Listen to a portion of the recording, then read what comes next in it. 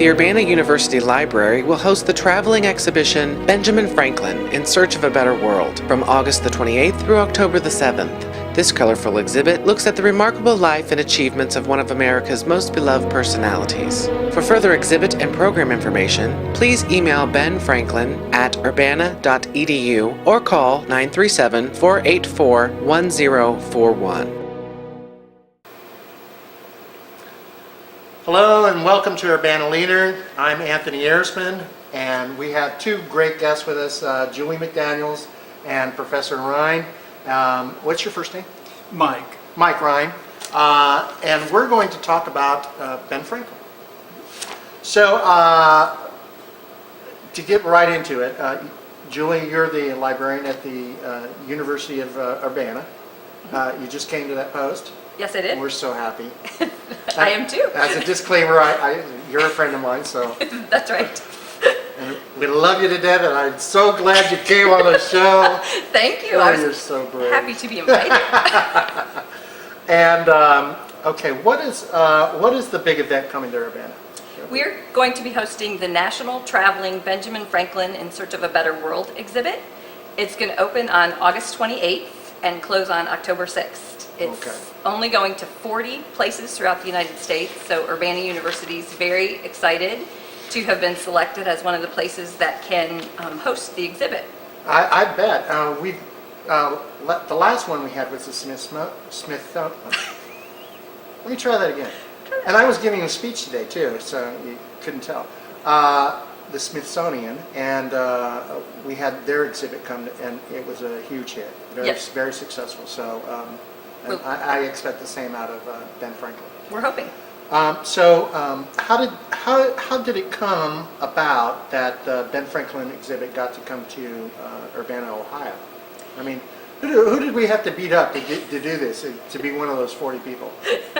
Well, it was a national competition from the National Endowment for the Humanities, and then they worked with the American Library Association and the Ben Franklin Tercentenary Committee. And it was, Ben Franklin would have been 300 in the year 2006, and so there was a national exhibit in Philadelphia that the Ben Franklin Tercentenary put together. And then they thought that it was great to have it in Philadelphia, but it should travel around the country, and so they condensed the exhibit so that it could travel. And libraries throughout the United States were able to apply to be able to host it.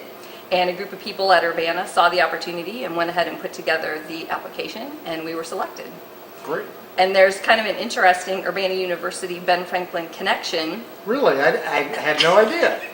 Ben Franklin, one of his neighbors was Francis Bailey, who eventually had relatives who moved to Urbana, Ohio, and his daughter, Abby Francis Bailey, married John James, and John James gave the land that the university is built on. Wow. Now talk about, what is it, 6 degrees of Ben Franklin. That's right. and I was kind of hoping we could get you to say that, what's that word again? Tercentenary. Tercentenary.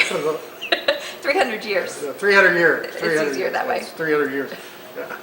Yeah, you say it a lot better than I do, that's for sure. And is this a limited engagement? It is. It will be here for 6 weeks, and then it gets to sort of rest for a week as it moves to wherever it's going after it's done here in Urbana. And do we know where that will be? No. No, okay. We already covered the selection process, and we know how long it'll be there, so I'll just move on to my next question, so I don't get lost. It seems I get lost a lot. So, what kind of exhibit are we talking about? I mean, are we talking about tents and animals, or I mean, what are we looking at?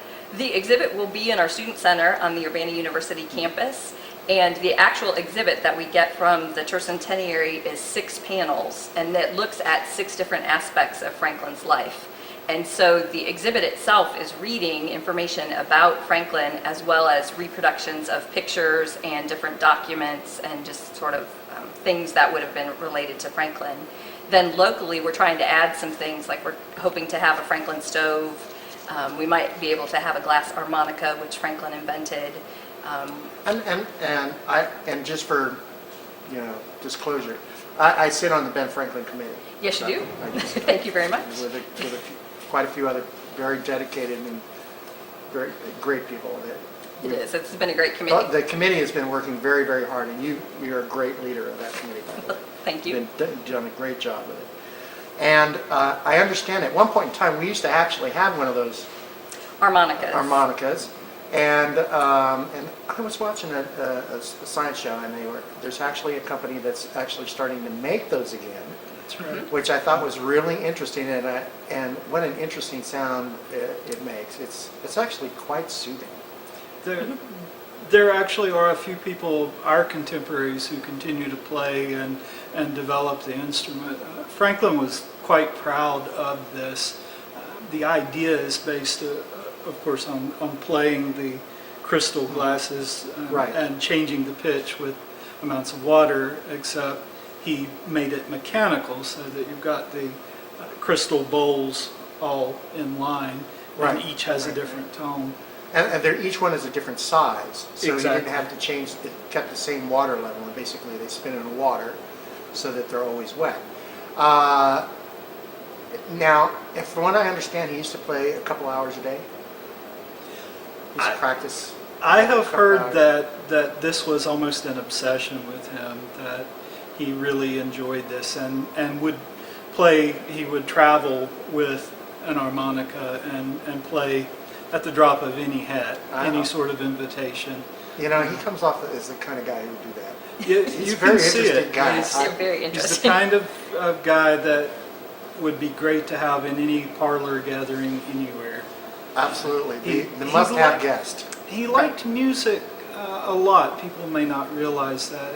Fondness for Scottish folk tunes, but also was familiar with classical music of his era, and played a couple of different instruments. He could play a little violin and a few things like that. Oh, I didn't know that he played the violin too. That's another. Yeah, he would have been a really good, because that was a very popular instrument in colonial days. I understand we're going to have an imposter. A reenactor, A reenactor? an interpreter is An probably the correct impersonator, term. That's right. Yes, on our grand I'm sure he opening. doesn't like to be called an imposter, does he? I doubt it. How wide is your audience for Urbana Leader? Oh, that's just counting. Yes, for our grand opening evening, we will have Christopher Lowell, who has been a teacher for 40 years and an actor, and has reenacted Ben Franklin both in the United States and in France. He speaks French, so he can go to Paris and be Ben Franklin there as well. And so we're really excited to have him coming.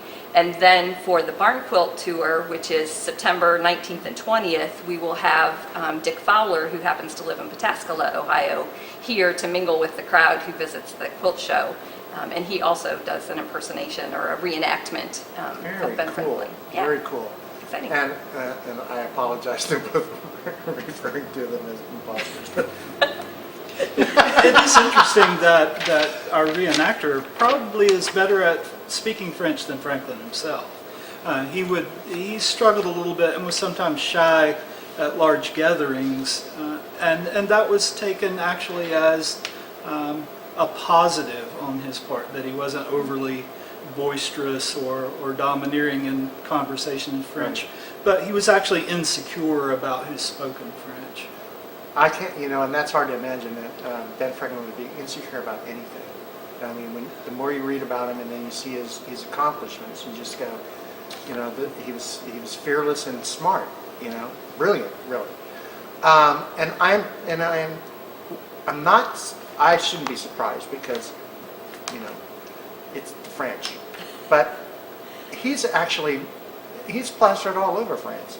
They loved him. Absolutely. They thought he was one of the great people of the world, along with George Washington, which you can see George Washington as some like angel, in some Exactly. churches. And occasionally there's Ben Franklin's face too. He's an angel.